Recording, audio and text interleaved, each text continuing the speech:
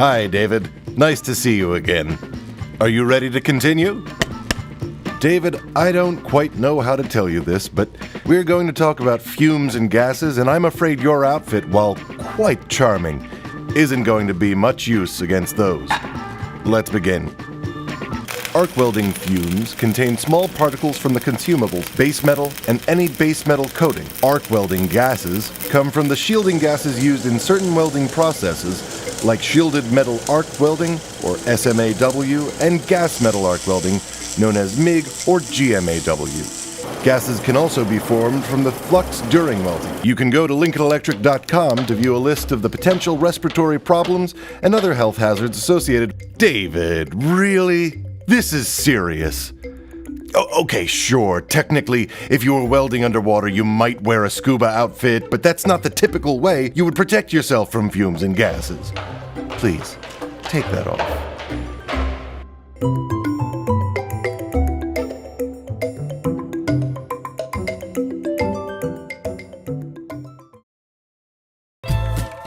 The information about hazards contained in warning labels can change periodically, so it's a good idea to keep up to date.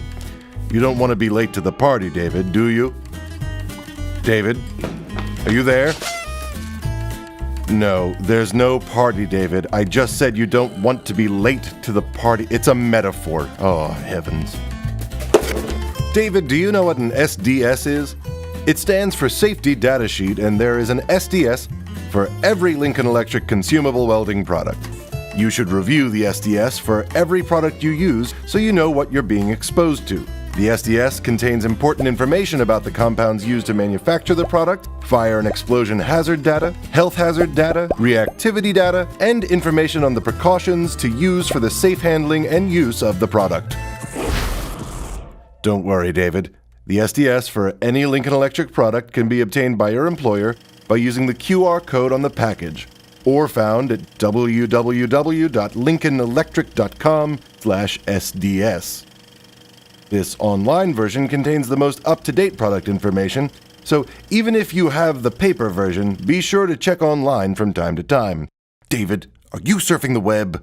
Come on, we're not done with this chapter yet. In addition to reading warning labels, you must always inspect your welding environment and conditions.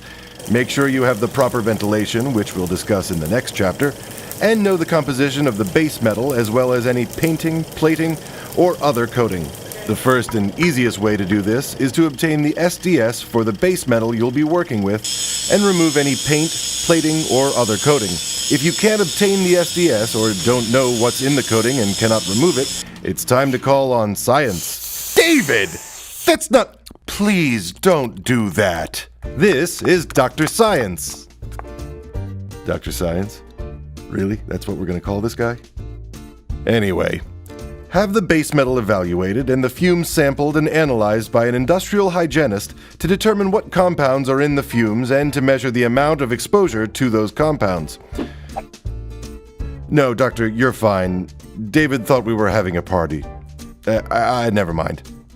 We'll talk more in the next chapter about how an industrial hygienist works.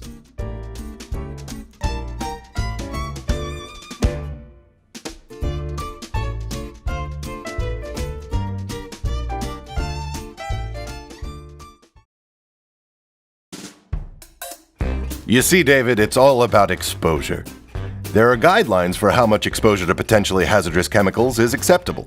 In the U.S., OSHA has created the Permissible Exposure Limit, or PEL, and ACGIH has created the Threshold Limit Values, or TLV. This information can be found on the SDS, and keeping your exposure below these numbers will keep you safe.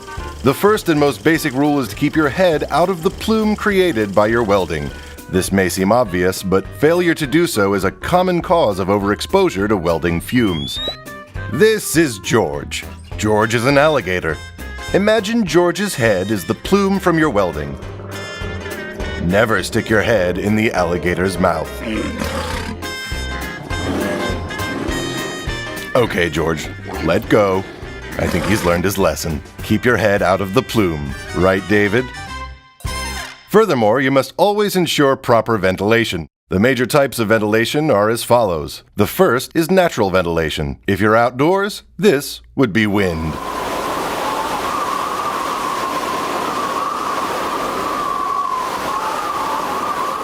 Indoors, this would be windows and doors. The second type is mechanical ventilation. This would be fans. Finally, local exhaust sucks the fumes and gases away right at the source of welding. Local exhaust can be provided by any of the following: fume extraction guns, fixed enclosures, downdraft tables, or booths with exhaust hoods, adjustable elephant trunk exhaust systems. There are many ways to position an elephant trunk exhaust system, and it depends on your welding conditions and setup, as well as the angle of your weld and your position relative to the work. Determining which type of ventilation is right for a particular welding job is based on the following factors. First, the size and configuration of the welding space you're working in. Next, the number of welders in the space, welding process and current, the consumables used and the material being welded, including paint or plating. And finally, the PEL and TLV exposure limits, which can be found on the SDS. When adequate ventilation can't be provided, you'll need to wear a NIOSH-approved respirator. Don't worry, David. You aren't expected to be able to figure all this out on your own. This is where Dr. Science comes in. Nice of you to join us, Dr. Science. No, Dr. Science, most stylists and manners gurus believe you can never be overdressed. But that's a topic for another set of videos. Let's continue with this video. Whenever you're working with potentially hazardous compounds, an industrial hygienist should sample, measure, and analyze the compounds you're being exposed to while you are welding. Now, David, this is all very official and should make you feel quite safe. But remember, use your common sense and trust your body. If the air you're breathing is not clear, if your breathing air is not comfortable, or you're starting to feel crappy, you may be overexposed. Stop welding and get fresh air. Let your coworkers and supervisor know what's going on. And if symptoms persist, see a doctor. A real doctor, David. Sorry, Dr. Science. Industrial hygienists are respected professional scientists, but they're not medical doctors. And I said this before, I didn't think this was the best name for him. It's for one thing, it's not creative. It doesn't come off the tongue very nicely, and the people watching this lovely video you're putting together are going to notice that it's poor craftsmanship, really, is what you're talking about here. And you're talking to craftsmen, to the welders. They're not going to appreciate this.